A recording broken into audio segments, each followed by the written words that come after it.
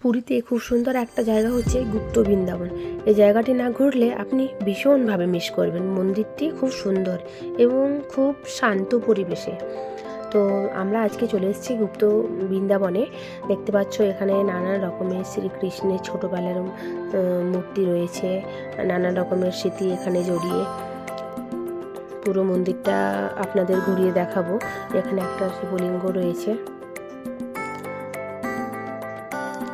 আর ঠাকুর প্রতিমার সাথে সাথে এখানে কিন্তু পুরো মন্দিরটা সবুজে গাছ দিয়ে ঘেরা। তো আমার তো খুব ভালো লেগেছে। যারা পুরী আসছো তারা অবশ্যই গুপ্ত বৃন্দাবনে যাও, ঘুরে এসো। খুব ভালো একটা জায়গা, খুব মনোরম দৃশ্য, খুব ভালো লাগবে আশা করছি। শ্রী চৈতন্যদেবের মূর্তির কাছে ওখানে দাঁড়িয়ে সবাই ছবি তুলছে। এই মন্দিরটা পুরীর যে সমুদ্র সৈকত সি বিচ, সেখান থেকে মোটামুটি 15 থেকে 20 মিনিটের রাস্তা, খুব বেশি দূরে নয়। কিন্তু মন্দিরটা খুব সুন্দর, তোমরা অবশ্যই ঘুরে আসতে পারো। আর আজকের মতো ভিডিওটা এখানে শেষ করছি। দেখা হচ্ছে নেক্সট অন্য কোনো একটা ব্লগে। ততক্ষণের জন্য বাই বাই।